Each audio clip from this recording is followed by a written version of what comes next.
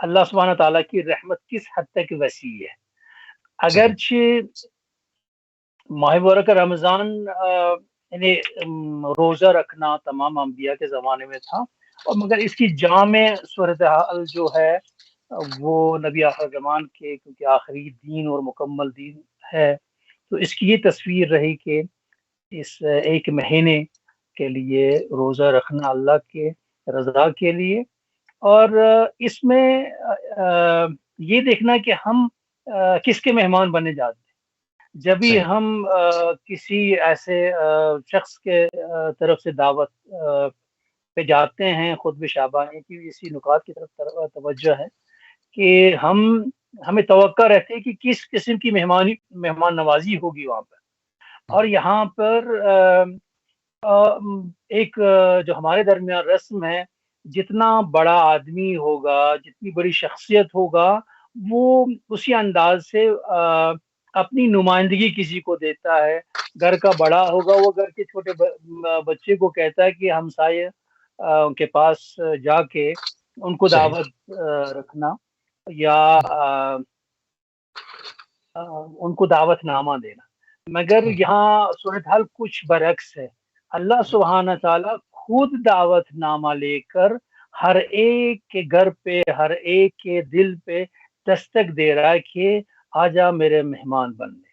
کتب علیکم الصیام، کتب یعنی آپ، میں نے لکھ لیا، آپ کا دعوت نامہ لکھ لیا ہے، اللہ. میں دعوت، اللہ سبحانہ تعالیٰ دعوت دینے آیا. اور اگر جو جس طرح رجب کو مولا امیر المومنین کا مہینہ کہلایا، اور شعبان پیغمبر اکرم صلی اللہ علیہ وسلم، اور یہ انہیں ولایت ہمیں نبوت کی معرفت کے لیے شعبان کے قابل بناتا ہے.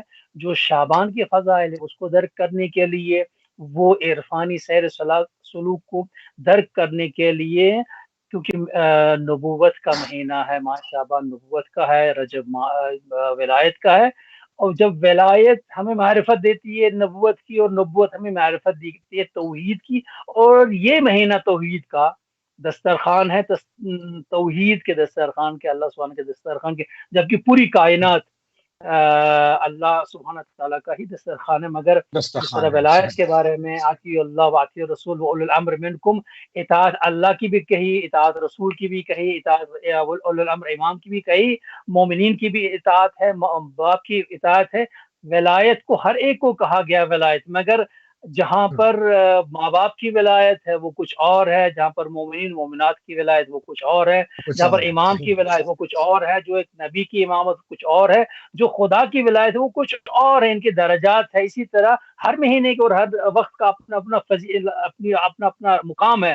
مگر جو ماہ مبارک رمضان کا مرتبہ ہے اس کے کسی کے ساتھ موازنہ نہیں ہے. اور جو اس مہینے میں اللہ سے دوستی نہیں کر پائے گا تو وہ انتہائی بد نصیب انسان ہوگا.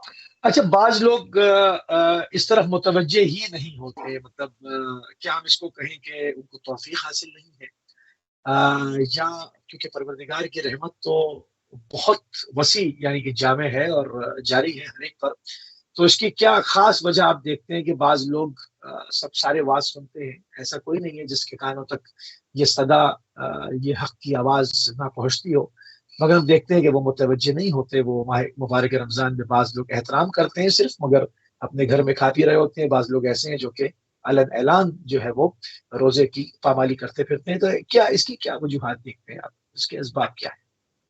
دیکھیں، آج کل کے زمانے میں یہ دینی نکات سمجھانا بہت آسان ہو گیا ہے.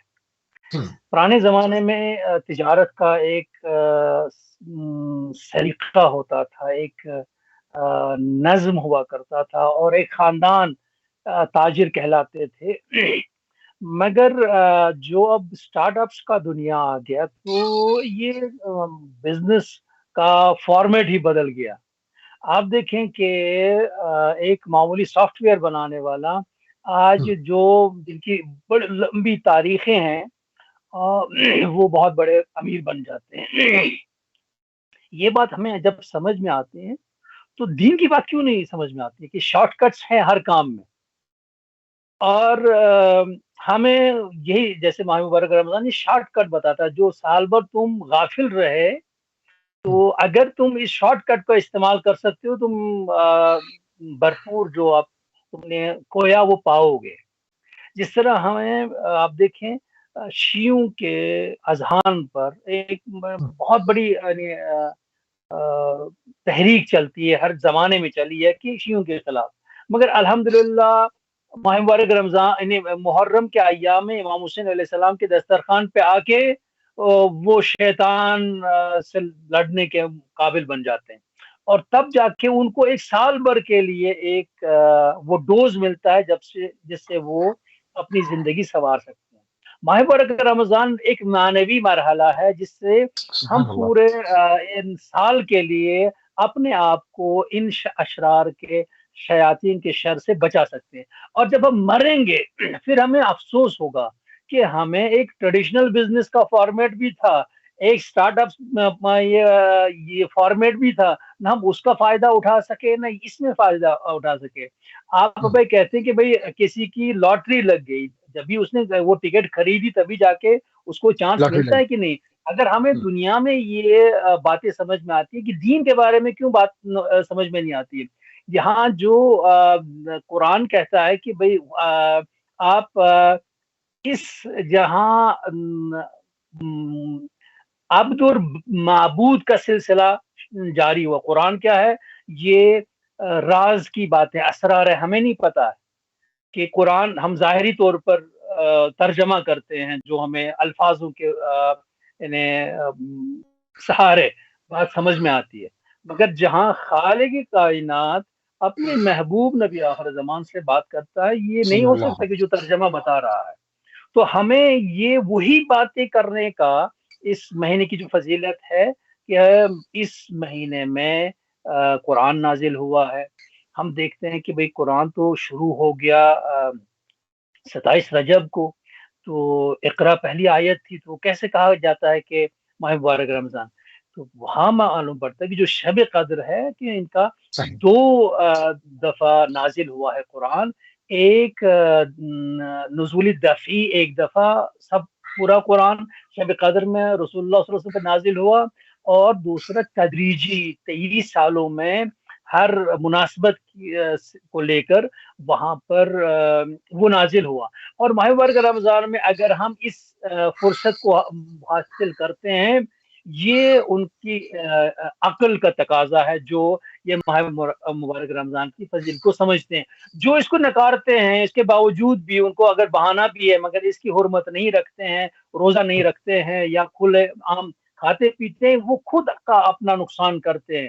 پھر جب ان کو وقت آئے گا جس کی ضرورت اس کو محسوس ہوگی، اس وقت وہ پشیمان ہوں گے، اور ان کی پشیمانیوں کسی اعتبار سے کام اچھا، نہیں آئے. اس پہ بھی تھوڑی سی روشنی ڈال دی. بالکل میں بالکل کوشش کر رہا ہوں کہ آج جو ہے وہ چونکہ ہم ماہ مبارک رمضان کی بالکل دہلیز پہ کھڑے ہیں، تو ہر طبقے کے انسان کو مطلب اس میں اتنی ایک عام فہم بات کی جائے، اس قدر سادہ بات کی جائے، اس قدر سطحی گفتگو کی جائے کہ ہر قسم کے انسان کے جو ہے وہ سمجھ میں، فہم و فراست میں وہ آ جائے. کسی کے لیے مشکل اور سخت نہ ہو کہ ہم اس کے اوپر بہت ہی زیادہ قرآنی استدلال دیں اور جو ہے وہ منطقی جو ہے وہ علم کلام سے گفتگو کریں. ہم چاہتے ہیں کہ آج بالکل سادہ سادہ بات کریں تاکہ ہر طرح سے وہ اذان تک پہنچے اور کوئی پروردگار کی جانب لبیک کہہ دے. تو ہم اس حوالے سے بعض لوگ عموماً سوال اٹھاتے ہیں کہ جی وہاں پر کیا پوچھا جائے گا اور کیا نہیں پوچھا جائے گا اور کس طرح سے پوچھا جائے گا اور روزوں کی قضا کا کیا ہوگا اور کیا نہیں ہوگا. تو ان تمام معاملوں کو لے کر وہ یہ کہتے ہیں کہ مطلب یہ کیسے آپ کو کیسے معلوم ہے. تو اس حوالے سے تھوڑا سا ان چیزوں کو کلیئر کر دیں کہ ہم جن چیزوں کو کوٹ کر رہے ہیں وہ صادق ہیں، وجہ کیا ہے. مطلب اس میں وثوق سے جو بات کی جاتی ہے کسی بھی مذہبی حوالے سے، کوئی بھی دین ہو، وہ جو یہ بات رکھتے ہیں تو اس کے پیچھے بیک گراؤنڈ کیا ہوتا ہے. دیکھیں میں ایک سادہ مثال، آپ نے اچھی بات کہی، سادہ مثال میرے ذہن میں یہ بات آتی ہے کہ اگر آپ جو اسپیس میں جانے والے پائلٹ ہیں، آپ ان سے پوچھیں گے کہ بھئی آپ یہ گریوٹی ختم کر کے اس کمرے میں چیمبر میں کرتے کیا ہے؟ آپ یہ ڈائٹ کیوں اس طرح کھاتے کیوں ہیں؟ یعنی ہمارے لیے جو اس میدان میں نہیں ہے، اگر میں بھی جاؤں اسپیس شٹل میں بیٹھوں، میں پہلے سیکنڈ میں ہی مر جاؤں گا. کیوں نہ میں اس قوت کو برداشت کر سکتا ہوں؟ جب گریویٹی ختم ہو جائے گی نا، اس کو میں پھر تو وہ کام کرنا رہنا وہ تو سوال ہی نہیں ہے. اس لیے اس کے لیے خاصی تربیت ہوتی ہے، تبھی جا کے وہ اسپیس میں مہینوں رہتے ہیں. اور ہمیں جب دائمی رہنا ہے، مرنے کے بعد ہماری دائمی زندگی ہے، تو ہم درباقا جو اس کو انکار کرتا ہے اس کے لیے سوال ٹھیک ہے، اس کے لیے جو ہے کہ مرنے کے بعد ہے ہی نہیں، روح کی کوئی حقیقت نہیں ہے. مگر جس کے پاس روح کی حقیقت وہ تسلیم کرتا ہے، اس کے لیے رسول رحمت صلی اللہ علیہ وسلم کا ہی نسخہ بالکل مکمل نسخہ ہے. جو نہ کہ بعض یہ کہتے ہیں کہ کچھ مثلا معراج کے بارے میں 120 بار معراج کیا رسول رحمت صلی اللہ علیہ وسلم نے، وہ عالم دیکھ کے آئے اور پھر واپس آئے. یعنی جو کوئی بھی اس عالم میں گیا واپس نہیں آیا. وہ صرف ایک ذات مقدس ہے، وہ محمد مصطفیٰ صلی اللہ علیہ وسلم. وہ گئے، یعنی جو ہم اعمال انجام دیتے ہیں ان کا نتیجہ دیکھا. ہم کہتے ہیں جنت ہے، ارے آپ نے کہاں دیکھا؟ جہنم ہے، آپ نے کہاں دیکھا؟ ارے اچھائی کا کرنا کہاں دیکھا؟ رسول اللہ صلی اللہ علیہ وسلم. ہم نے رسول اللہ صلی اللہ علیہ وسلم پہ ایمان لایا.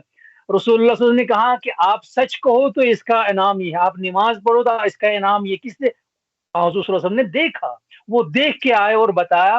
اور ہم حضور صلی اللہ علیہ وسلم کے ماننے والے ہیں، ان کے ہر ایک ارشادات پہ ایمان لا چکے ہیں. اور اس کی بڑی سند وہی قرآن ہے. اگر اسی لیے قرآن کہتا ہے کہ اگر کسی کو شک اپنے حبیب سے کی تو پھر آپ بھی کوئی ایسا جملہ بنا کے لائیں، ایسے ایک جملہ وَإِن كُنتُم فِي رَيْبٍ مِّمَّا نَزَّلْنَا عَلَىٰ عَبْدِنَا فَأْتُوا بِسُورَةٍ مِّن مِّثْلِهِ.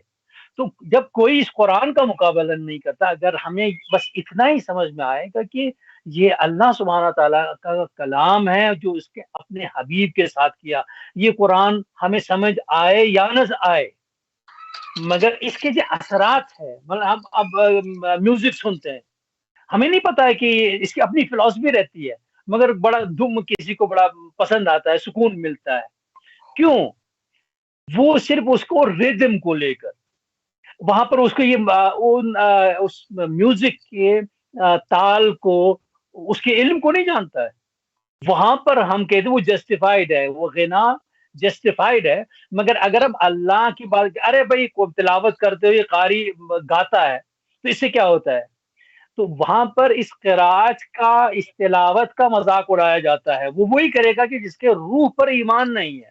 مگر جسے روح پر ایمان ہے، وہ سبحان اسی اللہ. طرح جو اسپیس میں جانے والے لوگ ہوں ان سے سوال کریں گے کہ آپ کا اٹھنا بیٹھنا طریقہ کار، آپ تو زمینی لوگ ہیں، آپ یہ طریقہ کیا کر رہے ہیں، کس کام کا؟ آپ کہیں کہ آپ کو نہیں پتا. جب ہماری ٹیک آف شروع ہوگی، ہمیں پتا ہے کہ ہمیں اسی سے ہی جینا ہے. اگر ہماری یہ تربیت نہ ہو ہم نہیں جی سکیں گے. اور دین ہمیں یہی سکھاتا ہے کہ مرنے کے بعد جو دائمی زندگی ہے وہ انہی اسلوب پر قائم. بات ہے اور قبلہ قبولیت دعا اور اس ماہ مبارک کا ربط کیا ہے؟ ہم دیکھتے ہیں کہ اس کے اندر کہا جاتا ہے کہ دروازے کھول دیے جاتے ہیں، کیونکہ یوں دعا کی بڑی شرائط ہے کہ دعا کس طرح سے قبول ہو، دعا کو کرنے کے آداب کیا ہیں، دعا کرنے کے اپنے سلیقے ہیں، دعا میں کن شخصیات کا واسطہ دیتے ہیں، اس کے لیے زبان کتنی پاک اور صاف ہو، انسان کے شکم کے اندر کیا ہو، مطلب یہ تمام چیزیں کاؤنٹ کرتی ہیں کہ انسان کے دعا مانگنے کے لیے. مگر جب ماہ مبارک آتا ہے تو یہاں کہا جاتا ہے کہ دروازے کھول دیے گئے، پروردگار نے مہمانی یہ کے لیے آپ وہی بالکل رستہ آپ صاف رکھا. اس کا خطبہ ربط کیا ہے؟ شعبانیہ کی طرف یہ اشارہ کرتے کہ حضور صلی اللہ علیہ وسلم نے فرمایا کہ یہ اس مہینے کی قدر سمجھے آپ. اس میں جہنم کا دروازہ بند اور بہشت کا دروازہ کھلا ہے، یعنی اللہ کی رضا بالکل آمادہ ہے قبولیت کے لیے، اور اللہ سبحانہ تعالیٰ کی ناراضگی کا سوال ہی نہیں ہے. مگر اس کے برعکس نہ کریں آپ. ہمیں جس طرح یہاں نیک اعمال کا، کیونکہ ہر چیز ہم پہ ہی قائم ہے. ہم جس طرح نماز کے تاکیبات میں بھی پڑھتے ہیں اللہم انی اعوذ بک من نفس لا تشبع ومن قلب لا یخشع ومن علم لا ينفع ومن صلاة لا ترفع ومن دعاء لا يسمع. تو ہمیں اس کا ذریعہ کہ بارلا میں اس نفس سے نجات پا لیتا ہوں کہ جو راضی نہیں ہوتا ہے، جو قلب خاشع نہیں ہوتا ہے، جو علم فائدہ نہیں پہنچاتا ہے، جو نماز قبول نہیں اوپر نہیں جاتی، جو دعا قبول نہیں ہو جاتی، تو یہ مہینہ وہ ہے جس میں وہ رکاوٹیں ہٹائی گئی ہے. دعا میں بھی ہم کہتے ہیں اللہم من ارادنی اللہم اغفر لی الذنوب التي تحبس الدعاء. میرے دعا جو ہے دعا قبول نہیں ہونے دیتے ہیں، ان سے مجھے وہ گناہ ہمیں اللہ سبحانہ تعالیٰ مجھے وہ بخش دے. اور اس مہینے میں کہا کہ یہ تو بخشش کا ہی مہینہ ہے. آج اب جب یہاں اس مہینے میں ہم بخشش نہیں مانگیں گے تو سال بھر تو ہمیں کچھ ملنے والا نہیں ہے. اگر ہم یہاں ایک پودا لگائیں گے تبھی جا کے ہم اس کو پانی دینے کے لیے پھل کا انتظار کریں گے. ہم موسم کے بدلتے ہم اپنا پودا لگانا وہ بیکار رہے گا، ممکن ہے اگر سبز رہے گا وہ کوئی پھل نہیں دے گا. تو یہ ماہ مبارک رمضان اپنے نیک اعمال کو انجام دینا، مثلا جس طرح امام حسن عسکری علیہ السلام شیعوں کے اوصاف بتاتے ہیں کہ وہ جو صفات میں ہے وہ 52 رکعت نماز پڑھتے ہیں، مگر کم سے کم جو شیعہ کہنے والا ہے اگر سال بھر وہ 52 رکعت نہیں پڑھتا مگر ماہ مبارک رمضان میں تو پڑھتا ہے. انہیں 17 واجب ہے اور 17 کا دوگنا مستحب نمازیں ہیں. تو جسے یعنی قطعی طور پر ہمیں کوشش کرنی چاہیے کہ ہم اس مہینے میں مستحب نمازوں کو ترک نہ کریں، حتیٰ جو 1000 رکعت کی ترتیب ہے ہر دن کس طرح نماز پڑھنی پہلے سے آخر تک، تو ان کو ہاتھ سے نہ جانے دیں. دعائیں جو ہیں حد وسعت اس انجام دیں، حتیٰ اگر کچھ نہ آئے. یعنی کچھ ایسے ذہین ہوتے ہیں جن کو پتا ہوتا ہے کہ اللہ سے معاملہ کس طرح کر رہا ہے. تو میرا ایک دوست تھا، اس نے کہا کہ میری والدہ بہت قرآن کی شوقین ہے. تو میں نے پوچھا ان سے کہ اچھا وہ حافظ نہیں کیونکہ وہ تو ہفتے میں قرآن ختم کرتی ہے. میں نے کہا وہ حافظ کلام اللہ؟ کہا نہیں، اس کو قرآن آتا ہی نہیں ہے. میں نے کہا یار یہ کیسے ہو سکتا ہے؟ کہا کہ اس کو صرف سورہ حمد اور سورہ قل واللہ احد آتا ہے. وہ پہلا انہیں قرآن کھول کے پہلے ورق سے لے کر آنکھیں جماتی ہے، صرف سورہ حمد اور سورہ توحید پڑھتی ہے. اور میرے آنسو نکل آئے، یہ کتنی چالاک عورت ہے، اتنا معاملہ اس کو آتا ہی نہیں مگر یہ. اور اگر اس سے بھی آئیے چالاک بننا چاہے، آپ کہیں بسم اللہ الرحمن الرحیم قل هو اللہ احد، دن میں بس اتنا ایک بار کہیں، ایک ختم قرآن کا آپ کو ثواب ملے گا. اگر آپ ایک آئے صرف اپنے آپ کے ساتھ پڑھتے رہے، جس طرح ایک صحابی سے پوچھا گیا انہیں کہ تشییع جنازے کے لیے رسول اللہ صلی اللہ علیہ وسلم آئے تو بہت تعداد ملائکہ کے دیکھی جنازے میں شرکت کے لیے آئے ہیں. تو حضور صلی اللہ علیہ وسلم نے جبریل امین سے سوال پوچھا کہ اس کی اتنی کیا فضیلت تھی کہ آپ سب لوگ آئے ہیں جنازے میں شرکت کرنے کے لیے؟ کہا کہ اس بندے خدا کی عادت رہی تھی، یہ سورہ حمد ہمیشہ پڑھتا رہتا تھا. اللہ نے ہمیں معمور کیا اس کے اہتمام میں آپ اس کے جنازے میں شرکت کریں. اور وہ کتنا خوش نصیب ہے اگر جس کو پورا قرآن ہر روز ایک جز پڑھنا نصیب ہو جائے تو نور نلا نور. اگر جو جس کو فرصت ہی نہیں ہے ایک آیت جو بھی اس کو یا کم سے کم یہ 2 سورہ تو قطعی طور پر واجبی طور پر اس کو یاد رکھنی ہے. سورہ حمد تو نماز سورہ حمد کے بغیر ہے ہی نہیں، اور سورہ توحید لازمی. کم سے کم وہ کوئی مسلمان ہی نہیں ہے جس کو یہ 2 سورہ یاد نہیں ہے، حفظ نہیں ہے. انہی میں سے ان کو سورہ حمد کو دن کو پڑھتا رہا ہے، سورہ توحید کو پڑھتا رہے. اگر باقی کوئی اور سورہ بھی یاد ہو یا کوئی آیت ہو یا قرآن کھول کے پڑھ کے اس فرصت سے استفادہ کریں. اور خطبہ شعبانیہ میں رسول اللہ صلی اللہ علیہ وسلم نے اسی فرصت کی طرف تاکید کری کہ اس کا بھرپور استفادہ کیا جائے. اور اگر ہم اس میں سوچ آخرت اٹھانے میں کامیاب ہو گئے، ہم اس اعتبار سے عقل مند ہے کہ جس کا قرآن بار بار کہتا ہے کہ عقل سے کام لو، घाटे का सौदा नहीं करो, अच्छे सौदे, ऐसा जिसका मुनाफा ज्यादा हो और जिसका कितना गना हिसाब है कि खुदा के बगैर कोई जानता नहीं, ऐसा मामला करो। अक्लमंदी का तकाजा यही।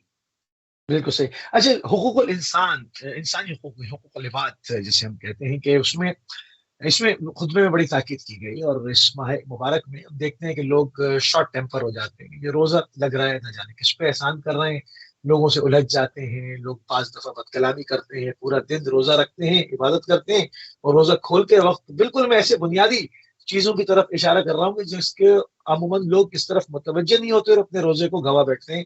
तो इस हवाले से किसी का दिल दुखा दिया, किसी को कुछ कह दिया, लड़ रहे हैं, चीख रहे हैं, तो इंसानी हुकूक का जो मामला है वो किस कदर संगीन है, इसमें खुतबे में रसूलुल्लाह ने फरमाई।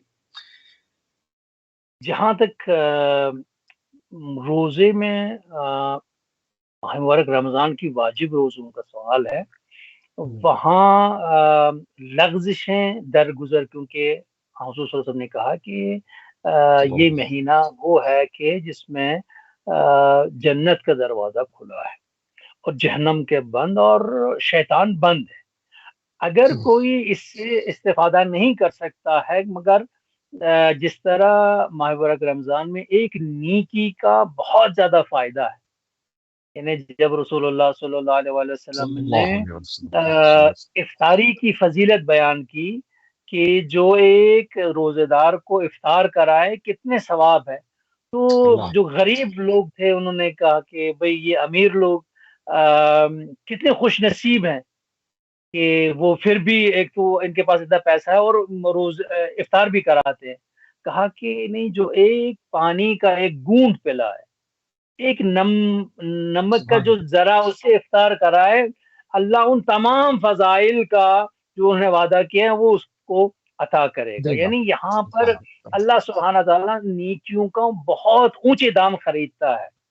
और जो हाल बाकी महीनों में जो आप इंसानी हुकूक को रियायत नहीं करते हैं, इतना ही ज्यादा गुनाह है। अगर हम इस महीने में तरबियत नहीं कर पाए, अपने आप को साल भर नहीं कर सके हैं, मुझे अक्सर ये याद है, अक्सर लोगों ने कहा कि जिनकी बुरी आदत रही है, वो सिगरेट पीते थे, और हर एक ने कहा कि भाई फिर माह मुबारक रमजान में मैं सिगरेट छोड़ने में कामयाब हो गया।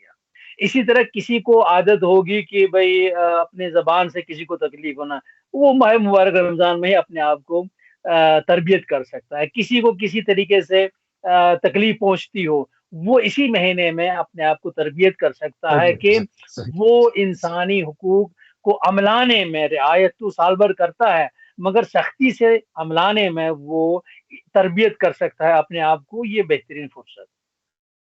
सुभान अल्लाह। अच्छा, जहां पर गुनाह के हवाले से बात हो रही है, तमाम चीज़ों के हवाले से बात हो रही है, अपनी तरबियत के बारे में बात हो रही है, अपने ऊपर खुद इंसान वक्त देने की एक फुर्सत इंसान को जो है वो मैसर आ जाती है, कि वो इस कदर जो है कि मसरूफ जिंदगी है, इसमें वो कुछ लहजात अपने लिए निकाल लेता है। लोग इसमें इबादत अंजाम देते हैं, बैठते हैं, खुदा की बारगाह में पीस हासिल करते हैं, जहनी सुकून मिलता है। इसमें तौबा की जो तरगीब दिलाई रसूलुल्लाह सल्लल्लाहु अलैहि वसल्लम, हमें पूरे साल ही तौबा करनी चाहिए और मुसलसल करनी चाहिए, खुदा के महजर में हर वक्त रहना चाहिए। मगर बाज मसरूफियात की वजह से, शैतानी मामला की वजह से उसमें तो वो खुद ही गिरफ्तार हो जाएगा। तो अब इस वक्त बहकाने का भी एक ऑप्शन खत्म हो जाएगा, कि लोग कहेंगे भाई शैतान ने बहका दिया, इस वक्त तो वो बंद है। तो इस वक्त जो तौबा के लिए एक अपॉर्चुनिटी सामने आ रही है, इस हवाले से हम इसके ऊपर क्या अमल करें, और जो लोग अल्हम्दुलिल्लाह जिनको परवरदिगार ने क़ुव्वत अता की कि वो मुतकल्लिमीन हैं, तो वो किस तरह से इसके ऊपर वाज दें, क्या कहें, वो किस तरह तरगीब दिलाएं तौबा की। ये जिस तरह शाबान में, रजब में भी इसकी बड़ी ताकीद थी और शाबान में कुछ ज्यादा, कि इस्तिग़फ़ार जितना ज्यादा हो सके वो इस्तिग़फ़ार, अल्लाह अस्तगफिरुल्लाह व अस्अलु तौबा। तो ये हमें इन्हें अस्तगफिरुल्लाह क्या हो गया, ये नहीं, ए अल्लाह मैंने तुम्हारे साथ लड़ाई की, मैं लड़ा, मैंने झगड़ा किया, अब मैं तुम्हारे साथ दोस्ती करना चाहता हूँ, मैं वापस आ गया। तो अल्लाह को पसंद है ये दोस्ती करने वाले। तो ये माह मुबारक रमज़ान में जो अल्लाह से दोस्ती करे, तौबा करे, इसमें तो शक की गुंजाइश ही नहीं कि جسے رجب اور شعبان میں جس نے اپنے آپ کو تربیت کی تھی کہ میں دوستی کروں گا، اس بار اللہ سے پکی دوستی کروں گا، اس کے لیے یہی ماہ مبارک رمضان ہے جس میں اللہ سے پکی دوستی بن سکتی ہے۔ اور اس میں وہی خوش نصیب ہے جس کو اللہ کے ساتھ پکی دوستی کرنا آئے اس سبحان مہینے اللہ، میں۔ یہ سب سے عمدہ فرصت ہے جس سے کسی کو گنوانا نہیں چاہیے، کیونکہ اس میں ہر چیز کو اللہ خریدتا ہے۔ نومکم فی عباد، آپ روزہ رکھتے ہیں، آپ سوتے ہیں، آپ کی جو نیند ہے اسے اللہ عبادت، عبادت کا ثواب دیتا ہے۔ وَأَنفَاسُكُمْ تسبیح، آپ سانس لیتے ہیں چھوڑتے ہیں، اللہ سبحانہ تعالیٰ اس کو سبحان اللہ کہنے کے برابر ثواب عطا کرتا ہے۔ تو اس میں سبحان اللہ۔ ایسے مہینے میں اللہ سے پکی دوستی نہ کر سکے انسان، یہ بہت بڑی بدقسمتی ہے انسان کی۔ اچھا قبلہ، ہم نے پچھلے سال جو بالکل ماہ مبارک رمضان جب ختم ہو رہا تھا تو آپ کے ساتھ شو کر رہے تھے، تو ایک بات آپ نے کہی کہ بھئی ذخیرہ تو کر لیا ہم نے اب، اور اس ماہ سے ہم خروج کر رہے ہیں اس وقت، اب اس کو بچا کے کیسے رکھنا ہے؟ جس طرح سے ابھی آپ نے کہا نا کہ مطلب جو پورے سال نہیں آیا وہ واپس آ جائے۔ اب ایک کیٹیگری ایسی بھی ہوتی ہے جو رمضان میں آ جاتے ہیں، پروردگار سے دوستی بھی کرتے ہیں، اور ماہ مبارک ختم ہوتے ہیں پھر چلے بھی آتے ہیں، پھر اگلے سال پھر آ جاتے ہیں۔ تو ایسے لوگوں کے لیے نسخہ کیا ہے کہ وہ جب آئے ہیں تو وہ کیوں اس کو ضائع کرتے ہیں، اور اس تمام ذخیرے کو بچا کے کیوں نہیں رکھ پاتے، اور پھر متوجہ ہوتے ہیں، پھر تباہ کرتے ہیں، پھر متوجہ ہوتے ہیں؟ تو یہ کوئی اپنے ہدف کو کاملاً اس کو اچیو کرنے والی بات تو نہیں ہے؟ یہ اس کے بارے میں کچھ کہنا مشکل ہے، کیونکہ ممکن ہے کوئی اتنا چالاک نکلے کہ صحیح وقت پہ صحیح فیصلہ کرے۔ حر نے سارے مظالم ڈھائے مگر صحیح وقت پہ صحیح فیصلہ لیا۔ اور امام حسین علیہ السلام کے ایسے دوست تھے، روز عاشورہ وہ امام حسین کو انہوں نے چھوڑ دیا۔ اصل بات ہے کہ وہ پکی دوستی کرنا اللہ کے لیے۔ اگر کوئی اپنے آپ کو تربیت کرنے میں لگتا ہے اس مہینے میں، اور پھر وہ